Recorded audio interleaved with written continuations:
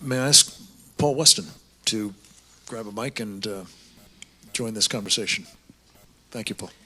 Yeah, thank you very much, Frank. I was watching Fox News this morning, and this is slightly off topic, but bear with me. And it was about the IRS, and this woman phoned in wanting to know what she should do with her $2,500 rebate. Should she go to Europe, or should she pay off some debt? And this is a question she asked, and this expert woman on Fox News advised her that what she should do is pay off her debt, save some money, take the whole family to Europe, because she said Europe will always be there. And therein is the problem. Europe is not always going to be there, I'm afraid. And it's very hard following Lars here, because he's explained the problems in Denmark and Europe as a whole. But I came here a couple of years ago, and I was talking about the illusion of permanence, which was something that was flagged up in Samuel Huntington's Clash of Civilizations. And this idea that tomorrow is going to be the same as today, and next week is going to be the same as this week, and next year will be the same as this year. And that's pretty much true. But then when you start looking in terms of decades, everything changes. And 2025 in Europe will be very different to 2015. And 2035 will be different to 2025 ad infinitum. And this is purely down to demographics. You know, the English have taken on board the preaching of the feminist groups, and we no longer have enough children. And we're now down to 1.5 child per couple, which means tomorrow's generation is 25% smaller than today's generation. But the Islamic immigrants coming in are averaging 4 children per couple. And that's not just per couple, because they also have 4 wives. Not all of them, but some of them. So some of them are having 16 children per one man. And if you project these figures forward, you suddenly start realizing that the normal demographic growth of a country is changing entirely.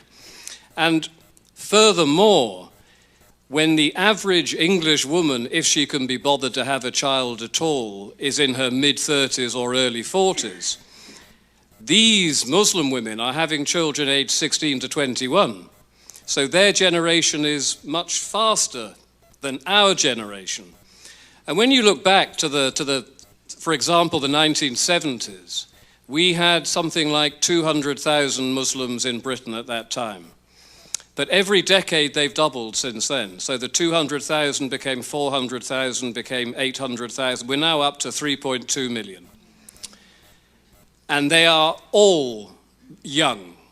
You know, not all of them are young, obviously, but their demographic, most of them are under the age of 15, which is the future breeding age, to put it bluntly, and the future fighting age. But when 200,000 become 400,000 in a country, I'm in America now, so I can't say a country as big as England, but as little as England is, it is big for 200,000 or even 400,000. But when the 3.2 million today become 6.4 million tomorrow, it is completely different to the 1970s doubling of a couple of 100,000. And then we are really going to start to notice the rise, not just in demographics, but as they grow, they start demanding more and they start pushing more. And because they back this up with terrorism and with jihad, the government listens to them. You know, when Muhammad said, "I have been made victorious through terror," he's speaking absolutely the truth. And our government understands the fact that they are frightened of Islam. And Islam pushes and our government buckles. There is a reason why Islam translated means submission. They know exactly what they're doing. They push, we submit. And that's what's happening in Britain, and of course with Lars in Denmark, and all across Europe. And you particularly, I came here really today to make the point that do not let what has happened in Europe and in Britain happen to America. But we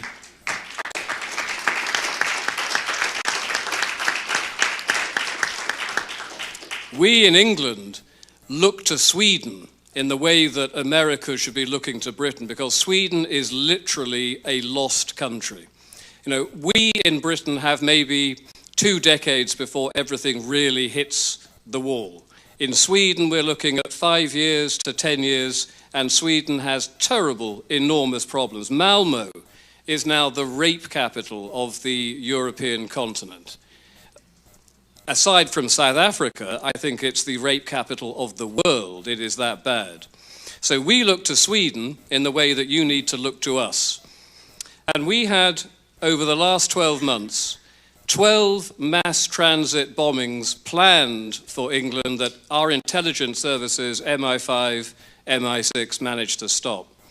That's one a month where they're looking to kill hundreds and maim thousands of people. And despite this, we still say, you can keep on coming into our country. You know, when Donald Trump talked about, and of course it was misreported in England that Trump had said, we don't want any more Muslims. What Trump said, of course, we don't want any more Muslims over 5 years until we know exactly who they are. And with us, we have no idea. We have no idea who these people are. But we are still letting them come in, knowing full well. Europol, I don't know if you've heard of Europol, this is the rather sinister European police force who can cross borders and arrest people and take them out of England and back to Brussels or some sort of other similar Lubyanka sort of place. Europol has said that there will be 5,000 jihadists amongst the hundreds of thousands of millions of supposed Syrian migrants coming into Europe. That's 5,000 jihadis. And we still cannot say no more, even despite that. So I have been saying for a long time that when the inevitable attack happens, as it happened in Paris last year, 2 of those people in Paris were migrants. When it happens, British politicians, Danish politicians, European politicians of every description will have the blood of the murdered and the blood of the maimed on their hands.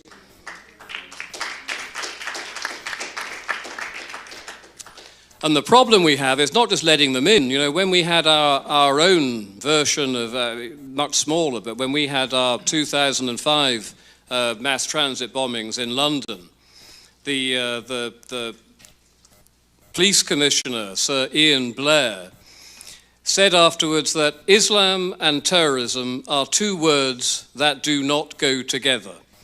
The assistant police commissioner said exactly the same thing.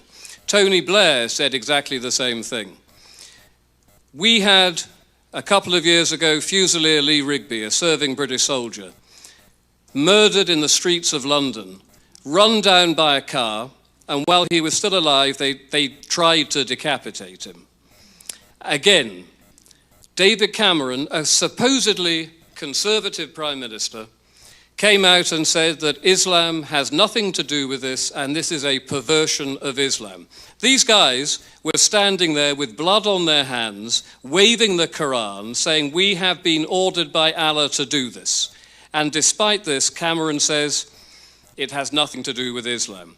And this total denial, this complete denial, and it's not just Cameron, it is all across Europe, this denial of what Islam is going to be the downfall of Europe. Because by the time the politicians have finally got the balls to stand up and tell the truth, it may be too late at that time from demographic reasons to actually do anything about it.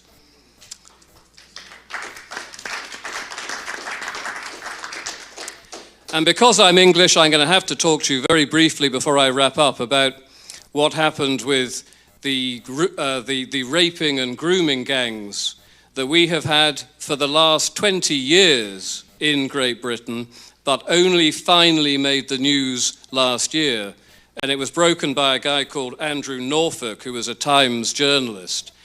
And the reason he knew about it, the police knew about it, the politicians knew about it, but none of them wanted to talk about it because that would cause some sort of community uncohesion and community tensions. Now, I think it is much more likely that you will get community tensions when your local girls and sisters and daughters are being raped and groomed and tortured, and the police won't talk about it. I think that is much more conducive to community tension than actually telling the truth about it when it could have been stopped way back in 1990.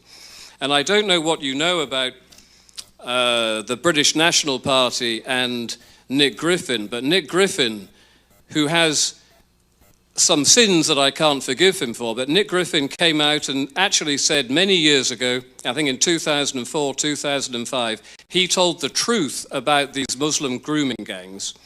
And the response to the British government was not to investigate and not to look out for these girls. All of these girls, by the way, were in care. They were vulnerable young girls, and they're not 16 and 18. These girls went from 7 to 13 years of age.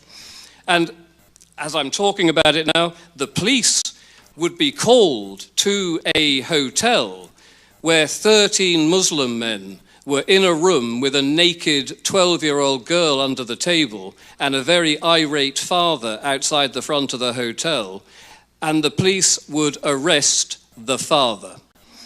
This is how bad it is. And I've rather gone off track, but the Muslim grooming thing, I think, is really the icing on the cake in terms of what they are allowed to get away with and what our reaction is politically from the politicians and from the police, the media, because they all colluded in covering it up. I was talking about Nick Griffin, and the Times journalist, when he broke the story in 2014, said the reason they had sat on this story for so many years was because they did not want to give any ammunition to the nasty fascist right-wing political organisations in Britain, which is absolutely disgusting. And I'm rambling on, but my point really is Britain is not yet lost.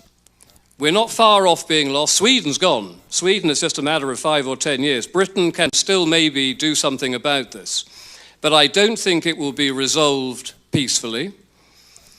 I think probably we are going to be looking at a civil war scenario in the same way that Yugoslavia broke up in the 1990s and the civil war in Lebanon in the 1970s. I think this is the future of Europe, generally speaking, and I think when it happens, it will not be contained in the way that Yugoslavia was able to be contained. It's going to be cataclysmic, something that people cannot imagine really in living in modern democratic times, but it's coming. And I will finish simply by saying you all need to look at what's happening in Britain and Sweden and Europe, and you all need to make sure that you retain, because I know Obama is trying to clamp down on this, you retain your First Amendment rights, because unless we can talk about this, unless we can bring it out in the open, you in America will go the same way. You need to stand up and look at what we're doing and say this is never going to happen here. Thank you.